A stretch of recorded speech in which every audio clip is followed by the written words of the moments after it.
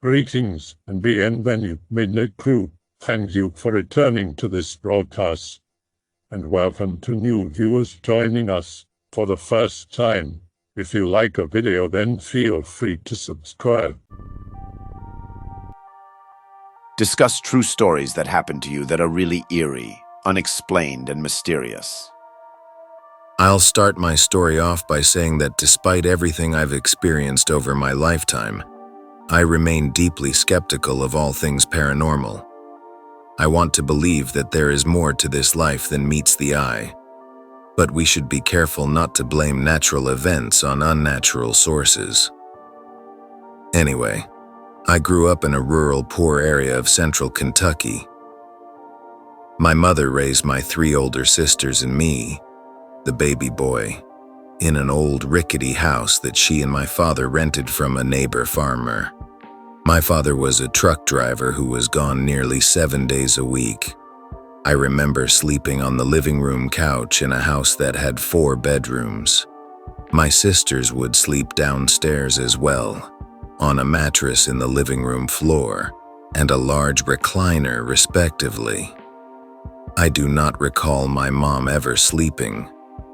This didn't seem strange to me at the time because I was very young. But as I got older, I began to understand why my mother didn't want us sleeping upstairs. The first bizarre event I can remember was waking up in the middle of the night to the sound of footsteps directly above me. I would scan the dark living room and count all my sisters, one by one, trying to figure out if one of them had gone upstairs. The footsteps were slow and unpredictable. They would stop for a few minutes on one side of the room and then begin again, only now coming from a different direction. I would lay there and try not to move or breath too loudly until it stopped for good or I fell back asleep. My sisters also reported hearing the movements in the night, but when we asked Mom, she refused to acknowledge hearing anything at all. Over time, the footsteps eventually stopped, or became so common that I no longer noticed them. I don't know how old I was at this point, but I must have been very young. It was a couple years later that I had a dream which would really shake things up, and perhaps alter my life forever. The dream was unnerving. I remember the details to this day. I found myself trapped in a small square room with no windows or doors and a low ceiling. Panic hit immediately. I started banging against the walls and screaming frantically, but my arms felt weak and my voice was barely a whisper. Then the walls began to close in. As they steadily collapsed on me, they began to ooze some sort of pus and rot. Cockroaches and centipedes started pouring in from all directions. I beat and beat against the walls until I finally broke through and escaped the suffocating cell. I found myself standing behind our wood-burning stove in the living room of my own home. The wall behind me closed up, and I looked out into the house. Before I woke from the nightmare, I spotted myself, asleep, on the living room couch.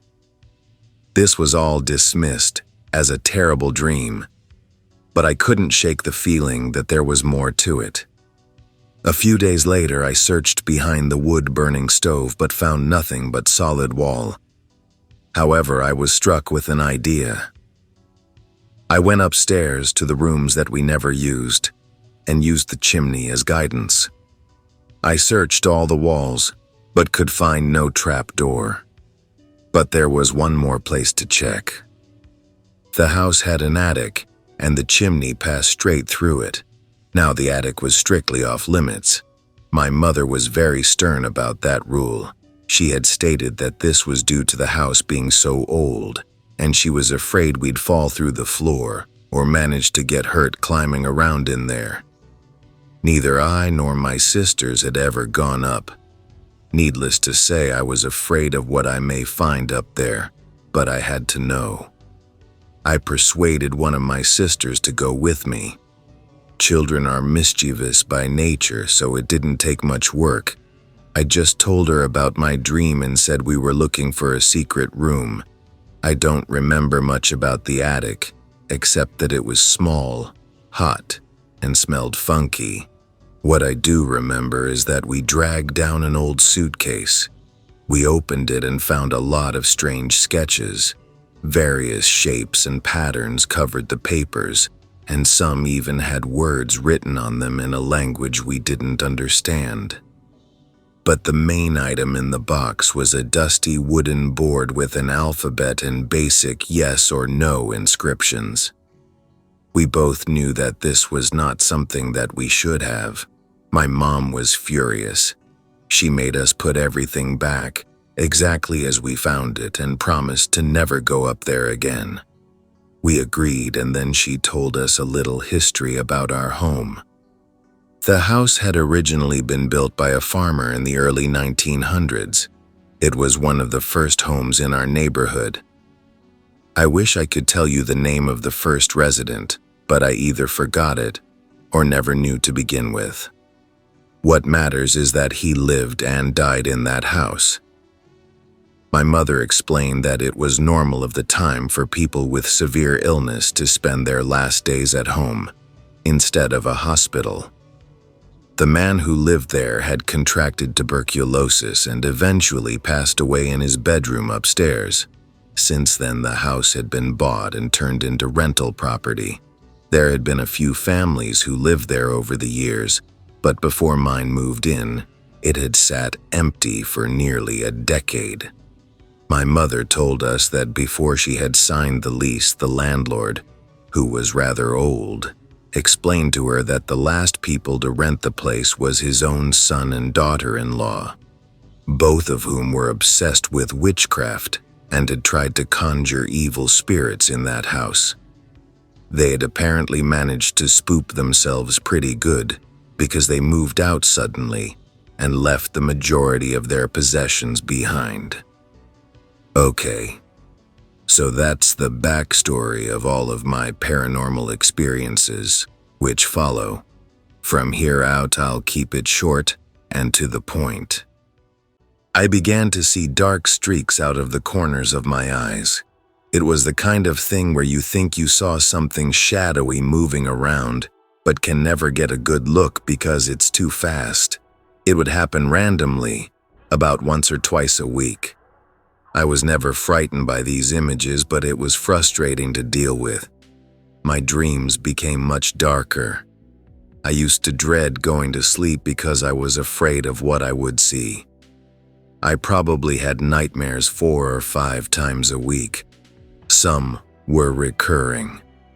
I knew what would happen next in those dreams and could even understand that I was sleeping, but it didn't make them any less frightening. One of the strangest events of my life happened one afternoon in that old house. I was watching TV in the living room with the younger 2 of my sisters. Mom was away at the time, and my oldest sister, who had just got her driver's license, was out with her friends cruising the country roads. The 3 of us younger siblings were still watching the television when our oldest sister opened the front door and stepped inside.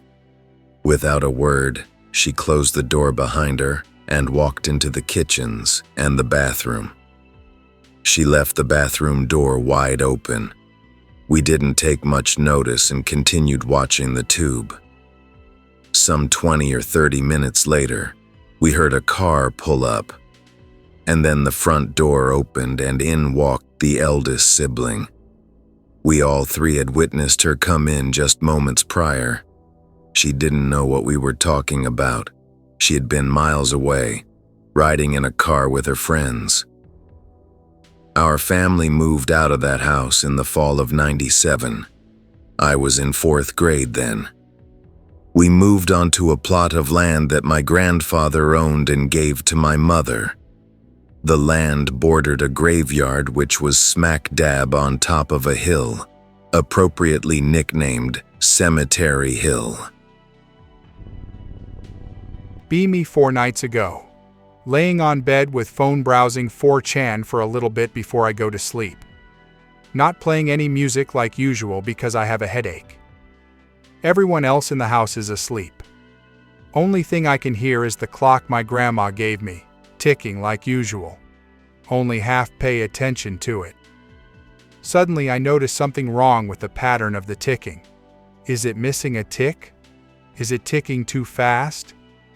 Then I realize what the problem was. Right after every tick is a small sound. Almost sounds a little like someone moving a crinkly plastic bag in their hand. Comes after every single tick in a pattern. Start getting concerned. Scan room. See nothing. Still ticking.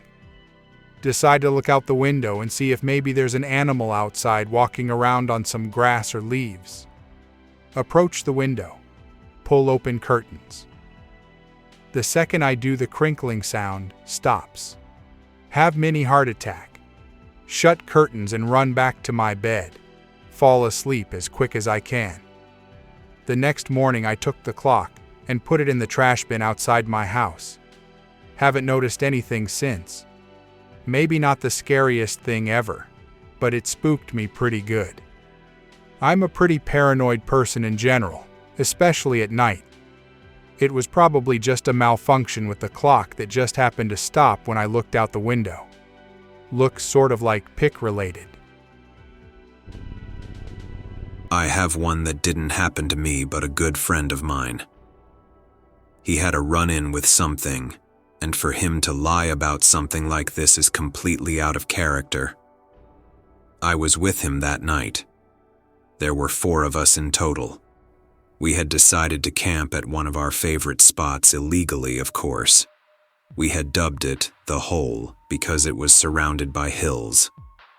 I would use my Yukon like a pack mule would stuff it full of our camping stuff so no one had to carry anything. We had gotten to our spot unpacked.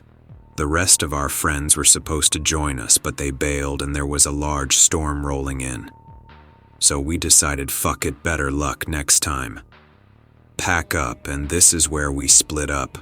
My Yukon was only the 2-door model, so with all the stuff it could only fit me and my friend Kenny, who acts as my spotter since the trails are so tight. The story will continue from my friend Austin's and Mark's point. I would continue through the swamp and meet up with a power line access road out of the woods. They would continue on a direct footpath that would lead them out. So here's the story from Austin. Me. Walking out of the hole, watching Pete's truck lights bounce through the woods, watching them slowly disappear. Mark and I have done this walk many times, walking at a brisk pace to beat the rain. All of a sudden, briefly surrounded by white light.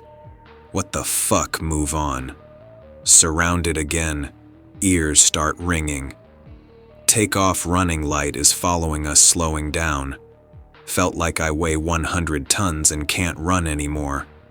Mark falls not too soon after. Light is blinding, the ringing in my ears, almost deafening. As soon as it started, it stopped. Able to move, still feel exhausted and hungry.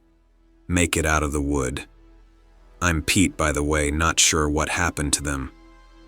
I should note that for me to drive out, it takes 45 minutes. For them to walk, it's about 20. The plan was met at their car, double check we have everything. Anyway, I ended up beating them to the car, thought it was kinda odd, but waited for a bit. Maybe they got hung up or had to shit. Right, as Kenny and I were about to go in after them, they emerge. They say I must have been driving wicked fast through the woods to beat them. I tell them we have been here waiting for you, drove at normal pace. After this back and forth of who was fucking with who, I noticed Austin and Mark have this glossy look like they have been awake for days. Finally pieced together they lost about a half hour. Austin tells the Greentext story with more emotion, obviously. Not sure what to make of it. Go get some grub, Mark and Austin eat like fiends. Forget about whole ordeal and camp a few more times at the hole. Only thing I saw was an orb very briefly floating around some of the old foundation holes in the area. But that was it, and I'm not convinced it was anything special. Not sure what Austin and Mark ran into. Maybe aliens, I don't know. Tons of weird shit has happened in my parents' house over the past 10 or so years they've lived there, and continues to do so occasionally, though nowhere near as intense or frequently as before. Here's my first experience there anyway. I've got loads. B14, living in west coast of Scotland. Moved to a really old house right on the beach, in the garden, after living there for a few weeks playing fetch with my dog. Facing away from the house, my dog facing it. After a while I throw the ball, and my dog doesn't even react. Hair spikes up and he starts growling. He very, very rarely barked or growled. Turn around and look up at what he's growling at. At my bedroom window, there's a woman dressed in a very dated black dress with her hair tied in a bun, slightly pulling back the curtains and peering down at me. Panic.gif. She looks at me for a second, then takes her hand down and walks away. Parents are out. The front door is locked. The house should be empty. I go into the house shouting to see who's there. Search the house and no one is there. Tell my parents and they just think I'm talking shit. After a year or so of weird things and sightings of the same two people, from multiple people, it turns out my parents had been experiencing stuff since the day we moved in. My dad had always been the skeptical one, and the first to explain everything. But it's only in recent years that we've found out he's been having the craziest experiences out of all of us. There's definitely two ghosts in my house. A man with a bucket who has only been seen downstairs, and the woman in black who's only been spotted upstairs. At the peak of the most intense activity, I would have been about 15, maybe 16, and had my first brush with depression, and that was when it felt most malevolent.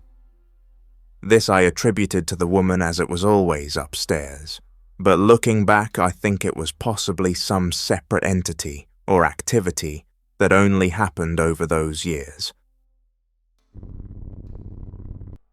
Be young lad, extremely interested in illusions, sleight of hand, etc. Learn one of those tricks to make a quarter disappear and reappear. Try it out on my mom. The quarter actually disappeared, never found it. There's a chance I dropped it, but still. Same dude. Anyway, be driving home after a long night of being at a friend's house in the middle of a thunderstorm. There's this shitty bank turn just before coming into town.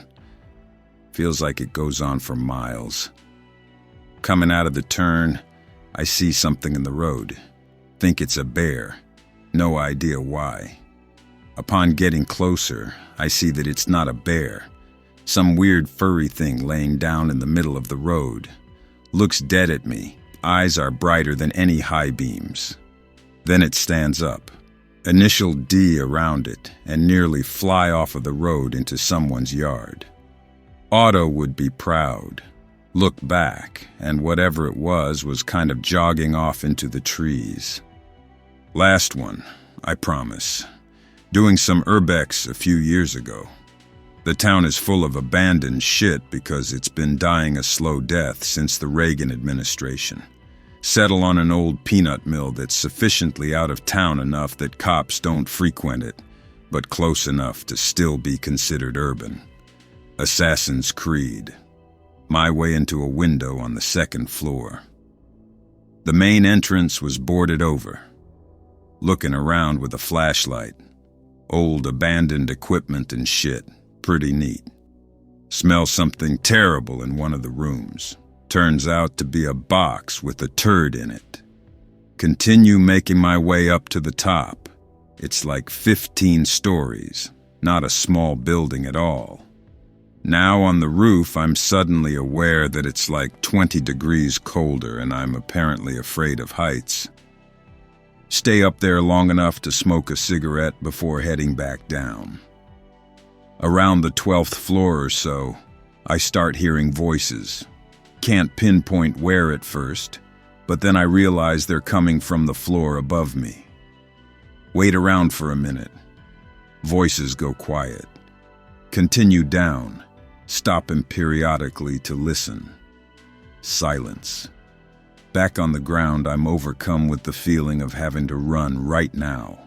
Sprint a ways and look back at the mill. At the very top, where I had smoked a cigarette, were 3 figures looking straight down at me. Keep walking.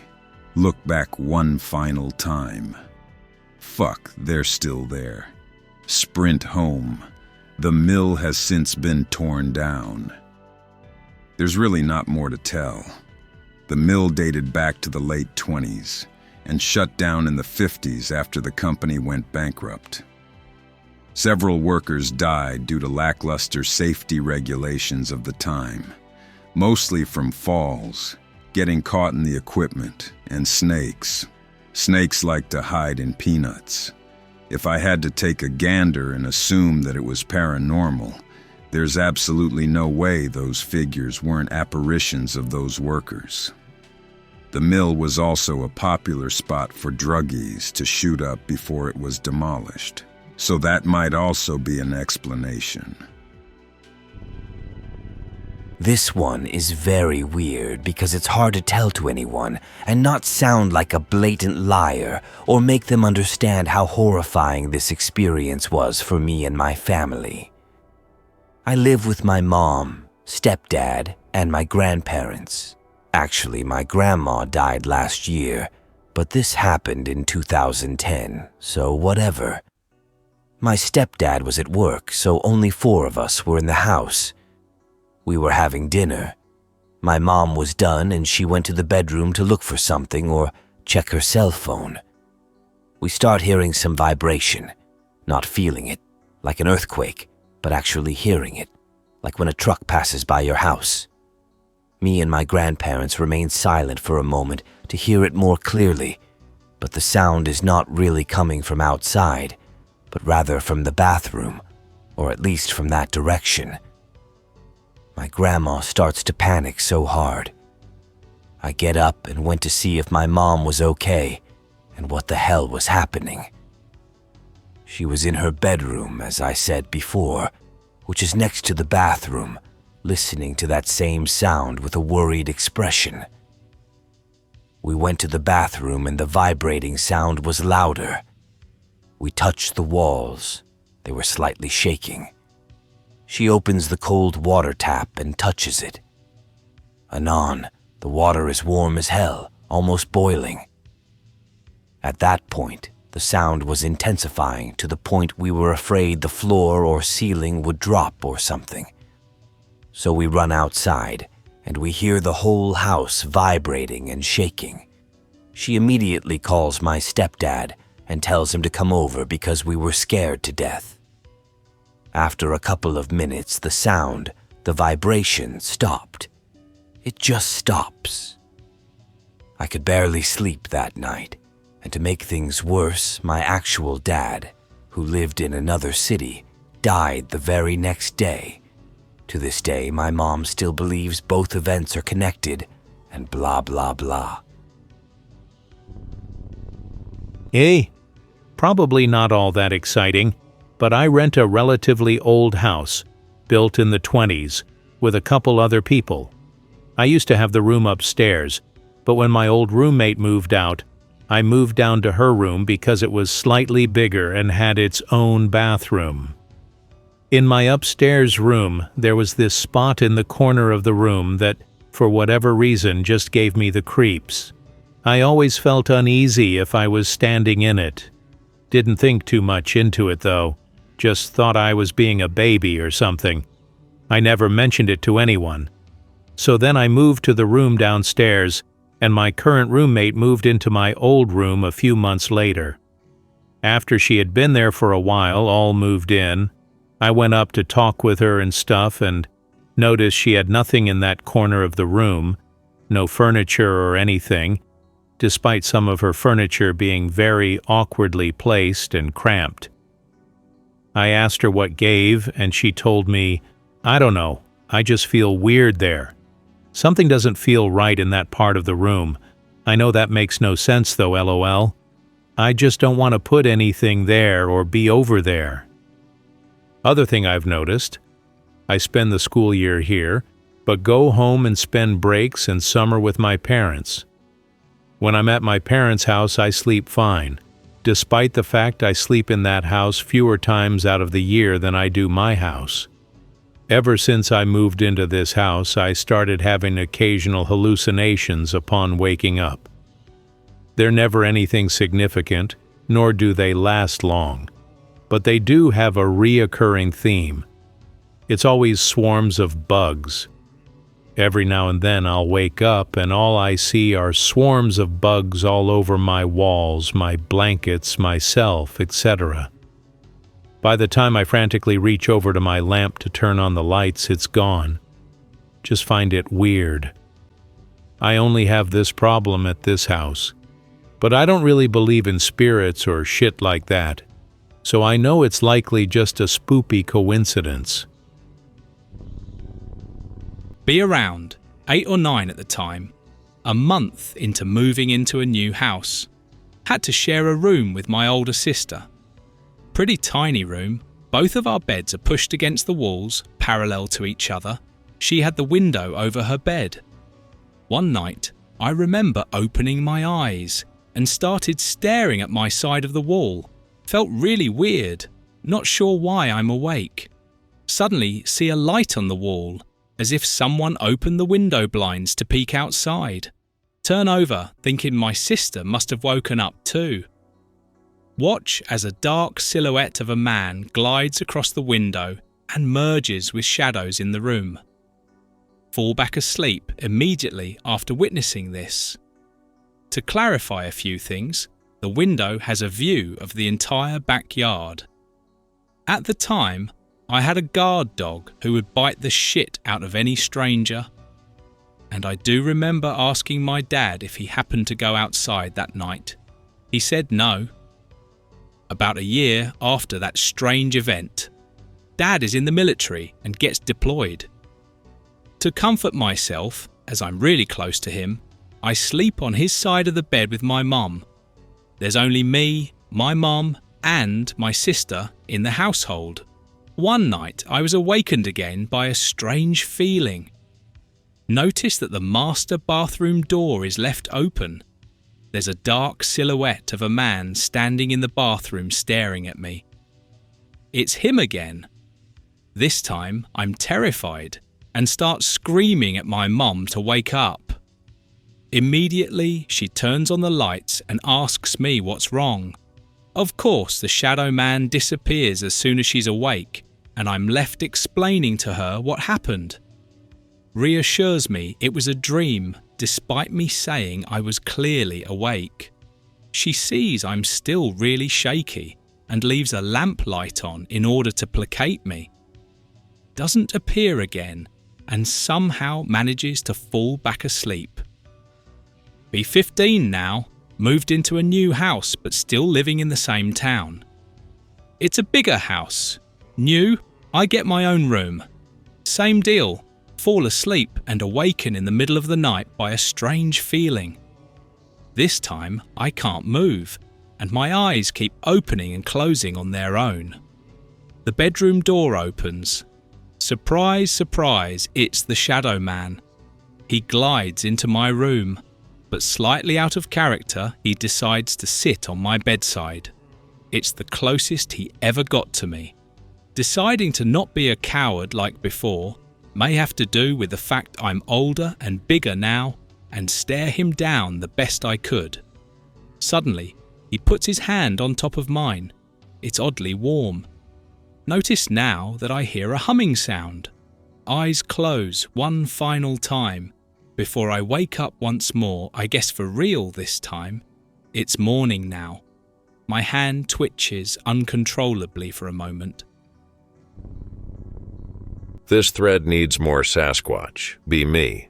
Camping with 3 friends in the mountains near the British Columbia border, Kananaskis country. Camp is set up about 6 miles from the main highway. Always heard stories of Sasquatch and loved them. None of my friends believed in it. Late at night, close to 1 a.m., me and 2 other friends are sitting around the fire as it dies. Other friend is asleep. Can hear knocking sound in the distance, like someone hitting a tree with a heavy log. Anon, did you hear that? Say yes. Grab a stick and hit it against a tree 3 times. Pause to listen. What the fuck, Anon? Do it again. This time answered with another knock. Both friends are now listening. Suddenly I heard a sound from through the mountains, a deep howling sound, hard to gauge distance. Sounds like nothing we ever heard. Grin and hit the tree again. Hear the call again. Suddenly a second, this time closer. Freaking out now, another friend has woken up. All around the fire, looking and listening. Hear something going through the brush, can't see it. All freeze. Another call in the distance. Thing in the bush stops. Suddenly it calls back, howling and screaming, clearly close, maybe 20 feet away. Think it can see us, Anon? Probably can. Silent. Think it's watching us. Can hear it fucking breathing. Watch the brush we heard it from. Hear movement in brush again, this time moving away. Knocks continue into the night.